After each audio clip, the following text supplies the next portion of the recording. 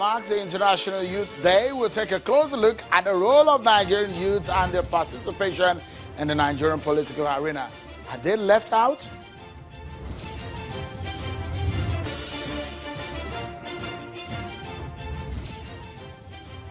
And the governor of Edo State, Godwin Obaseki, and the APC national chairman, Adams Oshiomhole, have met in what may come as the beginning of the end to the rift between the two men.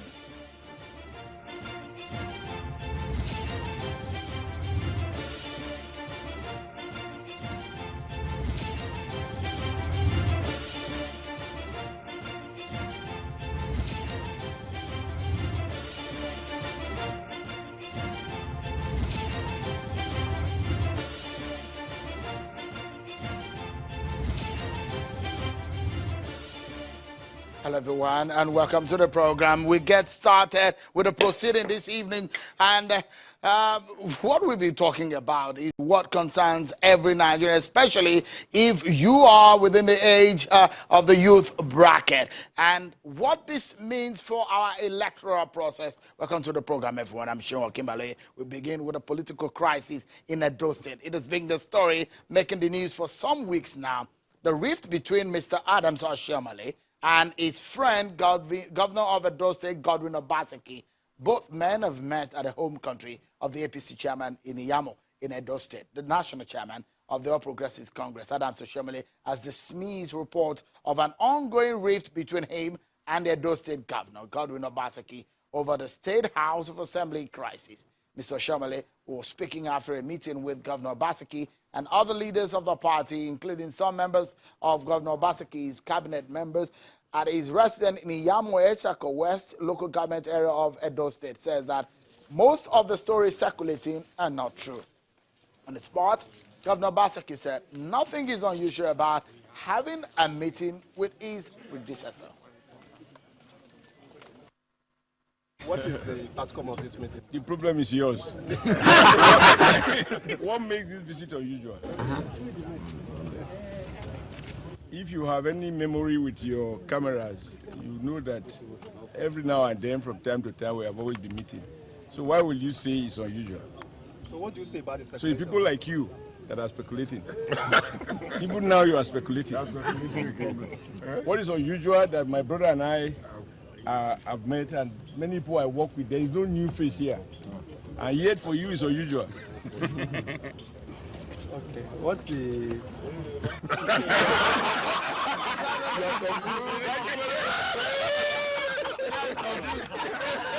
are confused.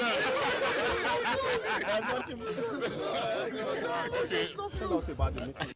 You heard from him. There's nothing unusual about this meeting. We just finished celebrating the former national chairman in Benin, and we decided to come here and also visit with him. So there's nothing unusual. So we're celebrating our leaders.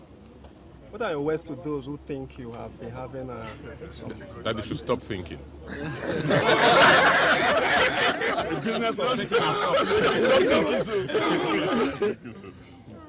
I think you'll be there too. You like to invent. You know, you like to invent things. When I hear you create factions in your own image, you service those factions in your own image. And it's unfortunate. Yes, Comrade, would like you to assess the... No. No assessment. Don't get confused. As long as we are right here in this chamber, we're not confused. What is perhaps this kind of situation called, in political science, is called photo ops, where politicians make you almost disbelieve what you have seen before. Both men perhaps resolving their crisis and the rift between both of them. We take a breather, check out some other stories, and we dwell on our story for tonight, everyone. Take a look at our political roundup for today.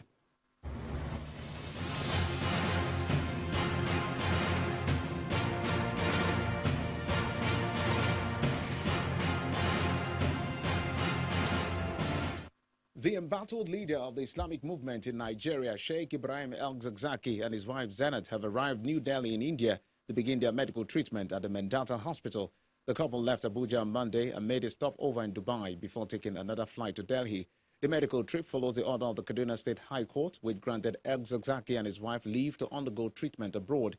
They are accompanied by officials of the Kaduna State government and personnel of the Department of State Services. The governor of Lagos State, Mr. Babajide Sanwo-Olu, has sent a second batch of his cabinet nominees to the State House of Assembly.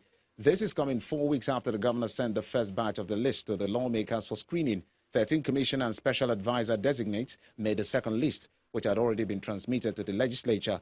Some of those who made the list include Mr. Joe Igbokwe, Lagos APC spokesperson, a former governorship aspirant, Mr. Tukumbo Wahab.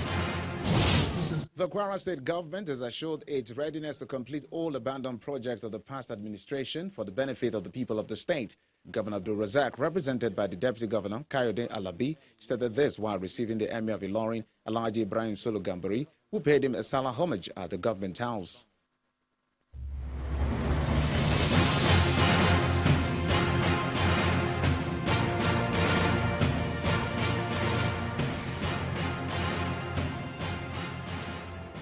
Now to our discussion tonight, everyone.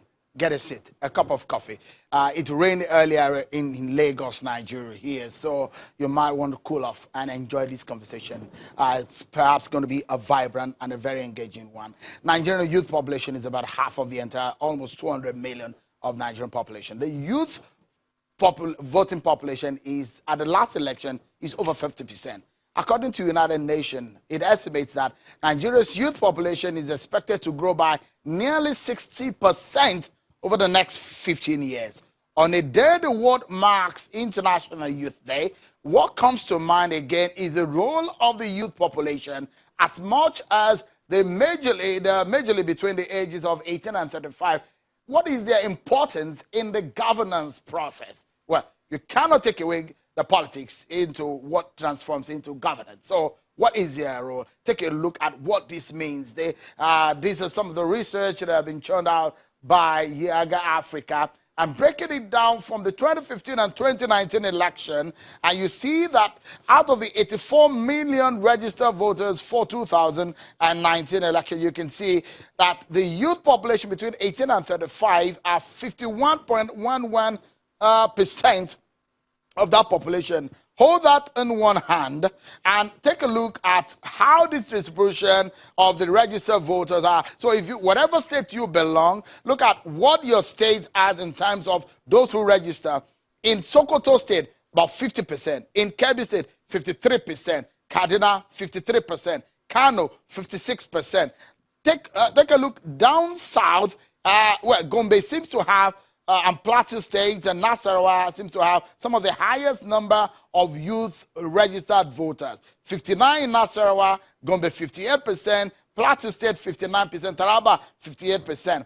But it does not look like the youth are interested in the political process in southern Nigeria. So the only place where you perhaps will have well over 50 is in Kogi State. That's 54%. Benue, 55%. Other places where you find just slightly above 50% is Ekiti, Edo, Bayelsa, 55% also, Akwa Ibom, 51%, Ebonyi, 52%.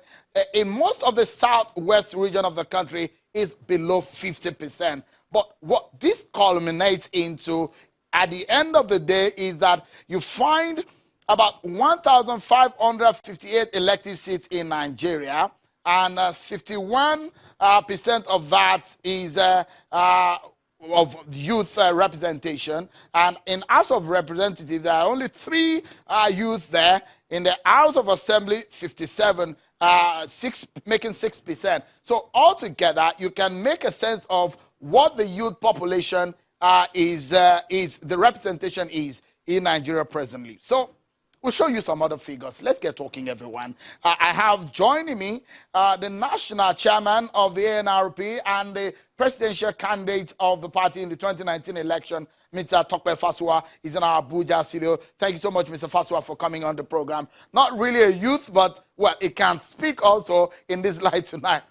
We have Mr. Alfred Kemapado. He is the General Secretary of the Ijaw Youth Council. Thank you so much for coming on tonight. Thanks for having me, Shay. Let me begin with perhaps one who is a politician. I think you're a retired politician, Alfred. Top contestant for president, though. Let me speak with Mr. Fasua.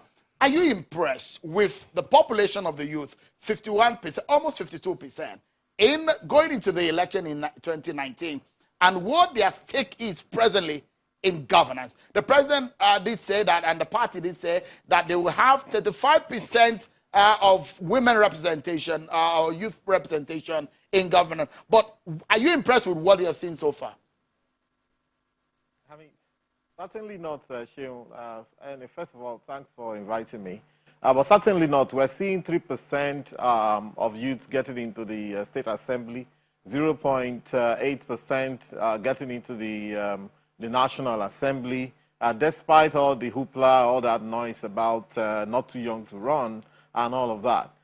Sometimes I want to tell them that perhaps the issue is not, one of the issues is that the youth shouldn't actually be gunning for power that much because there are a lot of issues on ground. For example, issues of unemployment, issues of poverty, which are very critical to the youth. Nobody made a call for that. Nobody actually said, listen, we want to have jobs. We've gone to school. We need to have something doing. Nobody is saying to the government that you should pursue zero unemployment, you know, which other countries are doing, every reasonable country. Nobody is asking for those things that mattered. So, but when they went for not too young to run, of course, they got the not too young to run, and the president did tell them that, you know what, you guys shouldn't contest against me. Let me finish first and go. And of course, that was loaded because it was obvious that despite the fact that they got the law, the people who were holding on to the power were not ready to leave. And apart from that, of course, you saw some of us created new parties. We wanted the youth to come on board. A lot of times we were giving out the forms for free, but they wouldn't come because they felt they can't win on these parties, you know. And of course, everybody trooped to the big two parties, especially APC. And of course, they were setting, you know, their tickets at 20 million, 10 million, 8 million, 4 million. We had people who left ANRP where we were asking them to pay 200,000 for House of Reps or thereabout. And they went to APC where they were paying 4 million. And they didn't even feature. You know, the painful thing is that a lot of the youths went there and then they try to contest, but they won't even see their name. So it's not a good thing at all. Perhaps another issue is this, that many of the youths that were agitating to get into power by the reduction of age did not have the money to do anything. All right, so at the end of the day, what you're basically doing is a scenario where you're playing into the hands of the children of the rich who already, their parents already have a lot of money to finance them. If you look at the, you know, the guys that managed to get into the state assemblies and the National Assembly, these guys are loaded. I mean, we're talking of Shino Pella's son, we're talking of one guy is called Omar Alaja, ahead, he has a past and so on. You know, and there's Labi as well, you know. So these are guys that have a lot of money, you know, and so it's not good enough what's going on. It needs a rethink, it needs a rejig, you know, because again, whereas you can't have only youth in government, youth does have its advantages. The energy level, the exposure level, the connectivity with the modern society, the innocence level, the creativity level, and all of these things are needed in Nigeria right now more than ever before. And those are things that we need to mainstream into governance right now. But okay, so we have this reduction of age. We have to keep running with it. But the next time we're hoping that we get a better number in terms, and the same thing that happened with the youth happened with the women as well. In fact, we're getting a lower number, a lower percentage of women representation in 2019. When in places like Ethiopia, like Rwanda, we're getting almost 50-50. Like South Africa, look at what's going on even with the list of ministers. Mr. Fasua. The other time, the APC youth, they really agitated, but we saw what happened, that they didn't keep to the words. All right. Let me allow Mr. Kemapado to quickly, in a few seconds, lead us into this break. Are you disappointed with how youth is being represented in governance today? Yes, I'm disappointed how youths are being represented, not just in terms of elective position, but how they conduct themselves during elections. Because generally, like we all know, youths have turned themselves into mercenaries, sometimes thugs or whatever you may call. And instead of interrogating the electoral process that will bring about people with competence and a track record that we can trace to lead or to be voted for, they are busy doing other things. But that is not as fundamental as the fact that the process of electioneering is already flawed. We almost have a no democracy. Tokwe Fashua contested for president. I listened to his manifesto. I listened to the manifestos of people like Kingsley Moghalu. Fantastic manifesto. But let's ask ourselves a question. Even if the youths wanted to, or even if the youths have desired to go through these elections, do we have an electoral process that will really reflect the wishes and aspirations of the few youths or the much elders that will vote? Definitely no. Let me pause you for a moment, please. Apologies. We'll take a break, and when we come back, we'll talk about some of the fundamentals. When you had the likes of former head of state, General Yakubu Gowon, and you know that President Muhammadu Buhari was a former head of state, and at the time, you know what age he was president or head of state of Nigeria. What has changed in Nigeria? We'll look at some of the critical issues when we come back from this break, everyone. Join us again. Thank you so much, everyone. And let's get back to the conversation. The youth in Nigeria, huge population. When it gets to election, huge population. But how much of that translates into the representation that you find in the youth population in office? Take a look at what is showing right there on your screen. With 1,558 elected seats in Nigeria, between age 18 and 35 years, only 103 people in that age bracket are represented in those offices. In the House of Assembly, 991 seats.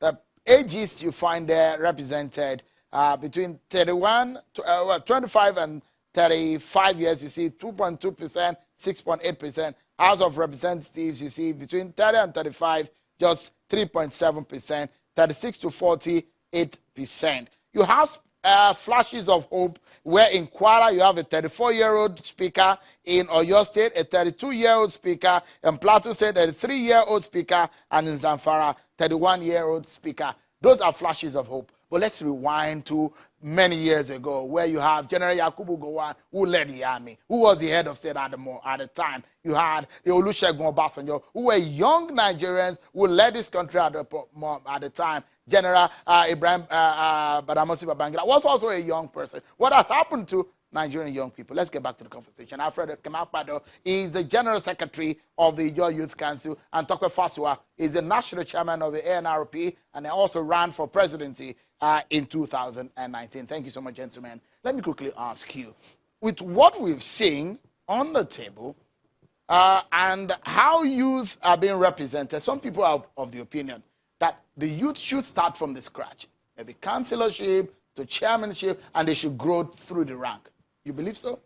I don't have a problem with anybody starting from the scratch. It depends on the definition of the scratch. So youth should be given responsibility according to the capacity they have been able to express. But like before we went on break, what I was trying to tell you is, I think we are dodging the real problem. The real problem is that we do not yet have a democracy. We do not have a democratic system that is reflective of the best that we are ready to churn out. I can give you practical examples. You have an INEC, for example, in the place where I come from, Bayelsa, who is declaring results from a community or an environment that has been clearly devastated by Togri and other things. You have the INEC addressing a press conference that 68 of their card readers are missing, yet they are still declaring results. So the problems we need to first face is the kind of INEC we have that is midwifing this democracy. Is that INEC having the competence? Is he having the character? Is he having the will to first be reflective?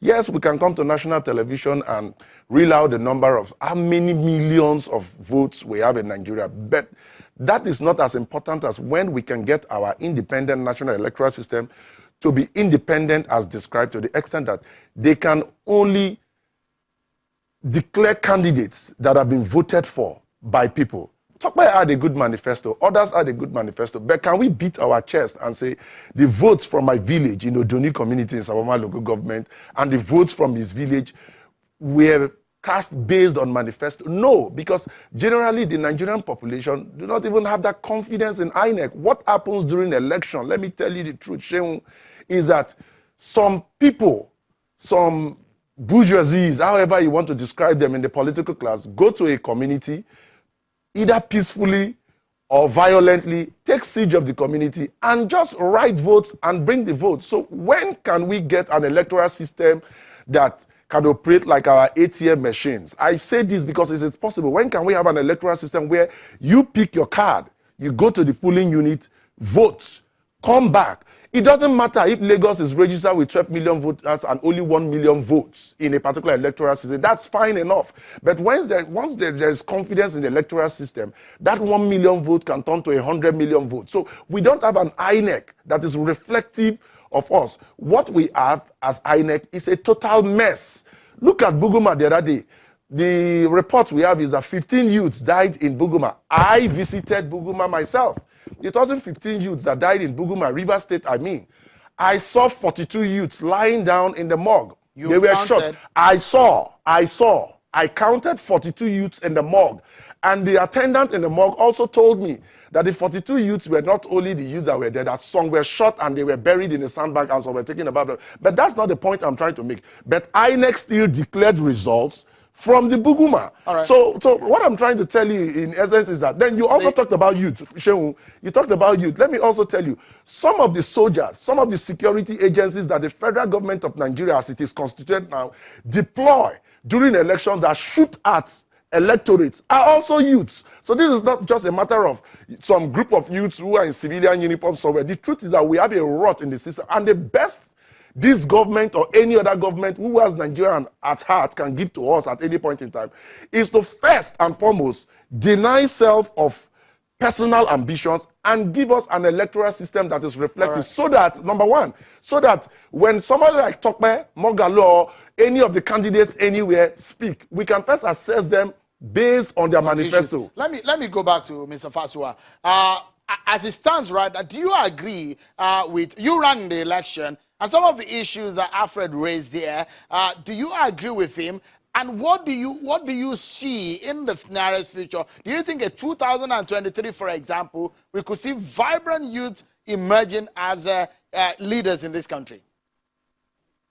Yes, thank you, Sheung. I think 2023 will be different for several reasons. First of all, the fact that quite a few of us pushed forward in 2019, it's very symbolic. A lot of people come and say all sorts of things. You guys should have started from local government, but we challenge that scenario to say that, look, even if I'm not 70 years old or 60 or 50, I can vie for the presidency of my country. Any Joe average should be able to do it. And what we did is symbolic so that we open up the space to say that if a Tokwe can go for presidency, why can I not go for House of Assembly at 30, at 35, or House of Representatives or Senate?